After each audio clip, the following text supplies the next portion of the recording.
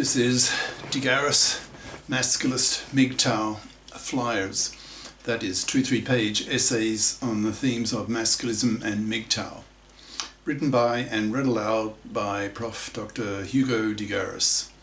This is flyer number 436, entitled Women's Decades-Lasting Manslaving Parasitism of Men is a much greater gender crime than men's raping of women. Description. The above title of this flyer is a very effective opening line to start the masculist attack on monoconscious feminists who have been brainwashed for the past 60 years that gender oppression is a one-way street. The flyer continues with the main masculist arguments that masculisting men can use to help convert monoconscious feminists into biconscious feminists once the feminist masculist ideological war has begun. Now the flyer itself.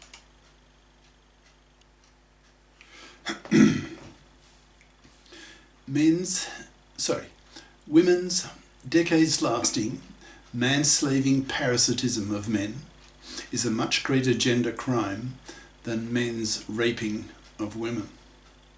By Prof. Dr. Hugo de Garis.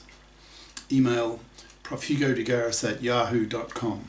Website profhugodegaris.wordpress.com. At the time of writing, May 2021,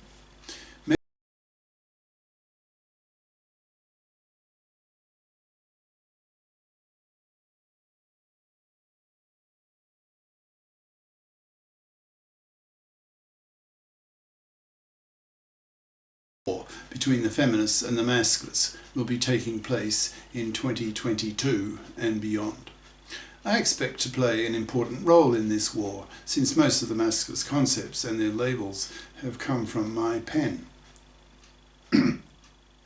So I'm motivated to find a really effective opening line that stops monoconscious feminazis in their tracks, who unquestionably consider gender oppression as a one-way street, that women are the victims of gender oppression and that men are the oppressors.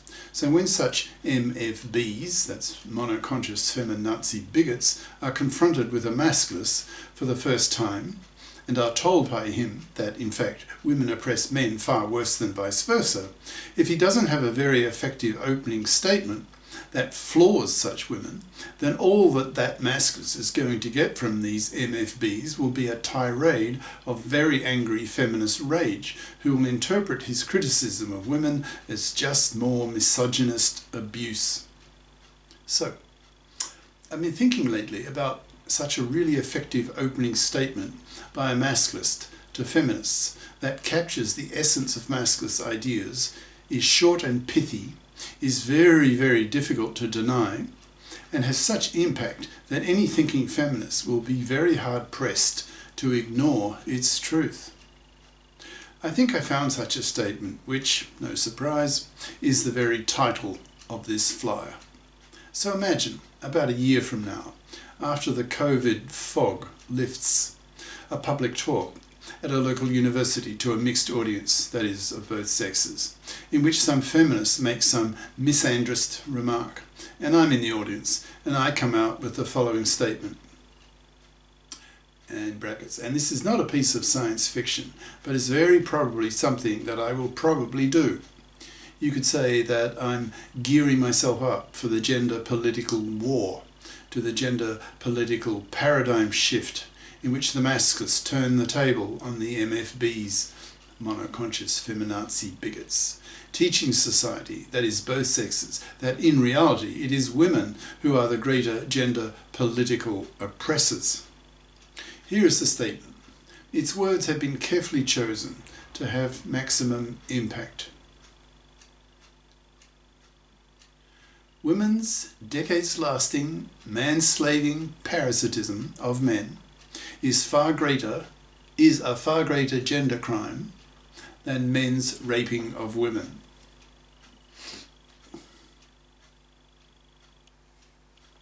Try to imagine how the average feminist would react to such a statement. Most would not have the intelligence to be able to absorb quickly the full impact of such a masculist claim, so would react simply as typical MFBs, since only a small minority of feminists are intelligent enough and open-minded enough to be able to think through the enormous implications of the above statement in a few seconds. Perhaps some of these more open-minded feminists have already been partially exposed to masculist and MGTOW arguments by having listened to some of them on the internet, so have already been primed to such ideas. So, given that nearly all the monoconscious feminists in the audience will react negatively to the above statement, what would be a good follow-up by the masculists who made such a statement? I suggest, quote, "If you have trouble accepting such a statement, then do the masculist chair test. That is, imagine you're sitting on a chair as a feminist with a masculist standing over you with a gun at your head, forcing you to choose between two alternatives within 3 seconds, or he blows your brains out. The two choices are either to be raped or to be enslaved by a man with no kids, no pay for 3 decades. Under such duress, most women would choose to be raped, since the psychological damage of the rape would heal over time, whereas to be enslaved by a man for 3 decades, most women would see as being a far greater gender crime than being raped, which is over in minutes rather than 3 decades. Now, if most women consider being enslaved is a far worse gender crime than being raped, then all the masculist has to say is that, quote, "It therefore follows that women oppress men far worse than vice versa, since most women manslave their husbands, which you have just agreed is a far worse gender crime than rape." If the above two statements cause most of the women in the audience to become reflective, then the masculists can pile on the masculist pressure with such statements as, dash, quote, "You women have the MARA, that's maternity rejection right. That is, you have the legal right to terminate an unwanted pregnancy, but men don't have the PARA, paternity rejection right. So that millions of women lie to their boyfriends/husbands about taking the pill, when in reality they aren't, get pregnant, then expect by law for the father to pay for a kid he doesn't want, thus manslaving him for decades. A fluffy, based on the word fluff, is a masculist label for a traditional woman who expects to be able to parasite off the money and labour of a man. Fluffy feminists, that is, feminists who still have fluffy attitudes towards men, seeing men still as cash machines, have taken over the divorce courts and made them so toxic for men that these fluffy feminists have become indirect genociders, because in many countries now, 2/3 of young men reject marriage and paternity, thus crashing the birth rate, but they are simply reacting to the toxicity of the fluffy feminist-controlled divorce courts, where a divorcing father will lose custody of his kids with a 90% probability. He will lose his house to his fluffy ex-wife. He will lose half his wealth and half his stuff to her. He will be forced to pay for his kids, whom he will barely see. He will lose his house to her so that she can raise her kids in it. And if his ex-wife is a real fluffy, he may be forced to pay her alimony until he dies, with no legal nor moral obligation on her to get off her fat parasitic ass and FIP up, that is, become a FIP, that is, a financially independent person. Masculists argue that no culture that financially crucifies and destroys the lives of a quarter of its fathers can remain intact. Men will explode, pick up arms and go on a sex war, since fluffydom and hence manslavery to masculists is a war issue." End quote.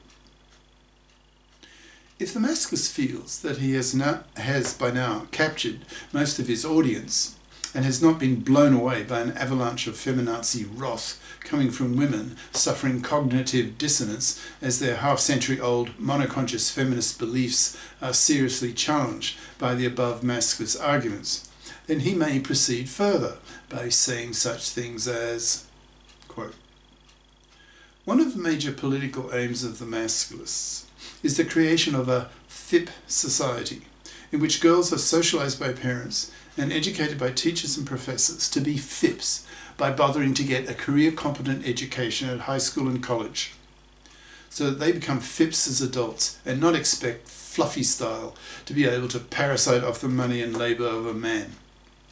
Masculists aim to put a masculist group in every high school, every campus, so that young men can put enormous moral pressure on their female classmates to FIP up or be severely punished by masculisted men by being totally ignored, not even pumped and dumped, so that their fluffy parasite genes are removed from the gene pool.